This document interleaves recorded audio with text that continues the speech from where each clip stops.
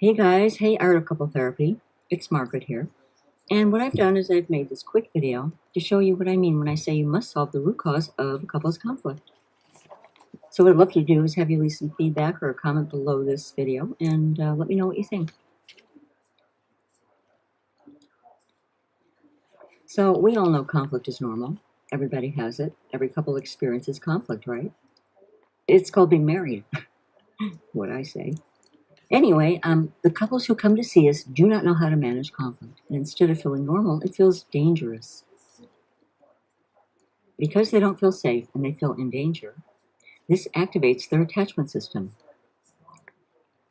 Because our attachment system is meant to protect us and help us feel safe. Now, the problem here is that the solution, activating their attachment system, is what caused the problem in the first place because their attachment system didn't work. So we seek proximity to our attachment figures when distressed.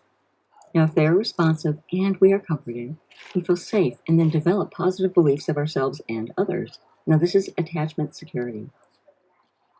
Now, if these figures are not responsive and we are not comforted, we remain distressed. We then repress this pain, we don't express it because we do not feel safe, and then we develop negative beliefs about ourselves, our partners, or the world at large. And this creates attachment insecurity. So negative beliefs are things like, I don't really deserve that kind of love. Or men are just mean and abusive and you just can't trust them, so keep your distance.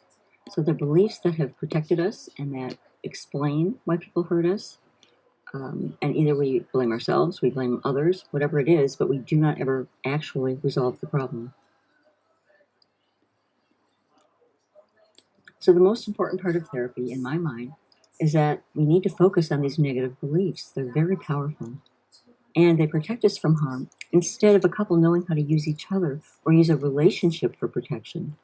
They've never used a relationship. They've never experienced going to somebody when they're in distress and receiving comfort. And they don't even anticipate it. They don't know. They don't know what they don't know, right? They don't even know that it's missing. So these beliefs predict how others will treat us and then how we behave based on these predictions. Our brain looks for patterns, right? And if our brain starts to pick up some experiences that it recognizes and that previously resulted in some kind of hurt or pain, so then our brain will kick right in to protect us once again. Our earliest experiences form these templates for later relationships. So the root cause and what you must solve with your couple in therapy is couples inadvertently trigger memories of these early painful experiences. This then activates each partner's negative belief system. So they go right into negative coping strategies to manage the anxiety or their fear or lack of safety or the pain they feel. So either their attachment system is activated or it's deactivated, right? So this is what you see in your office. Couples come in and they're either fighting and they're activated and they have one negative coping strategy arguing with another person's negative coping strategy. It's no longer Sue and Bill, it's your strategy and my strategy, right? Now, unfortunately, these strategies both cause and maintain conflict, so it's a temporary feeling of security and safety. It doesn't really solve the problem, right? And again, this is what you see in your office, or couples who just shut down, or one partner doesn't want to attend therapy, right? They just shut down. Now, these are coping strategies that they've used their whole life when they feel in danger or they don't feel safe. So what I've said is that the cause of couple conflict is not attachment insecurity, negative interaction patterns, poor communication, or even unexpressed emotion.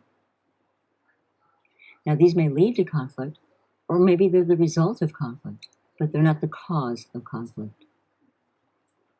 And you can't provide effective therapy if you don't know what the root cause is and fix it. Without doing so, you don't know where you've come from, and you don't know where you're going. So here's a quick example. Client A is upset that her husband is watching TV when she gets home from work.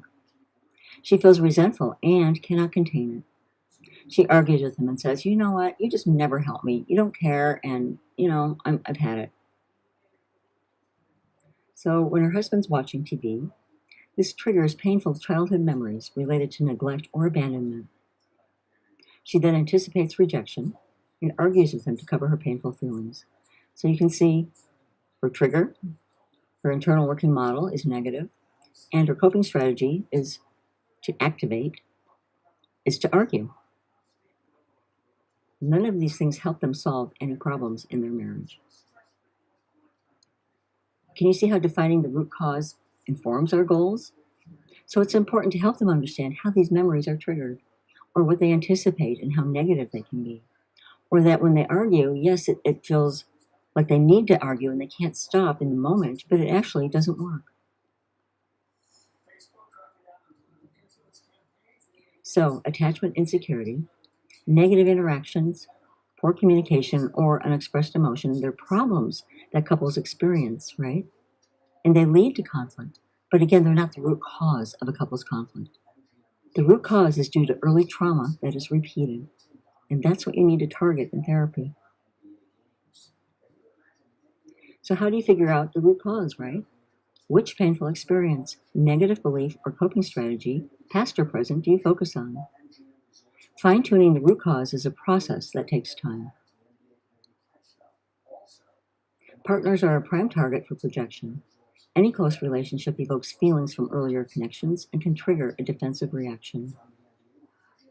So instead of responding to your partner, you respond to your original caretaker and then project these painful feelings onto your partner.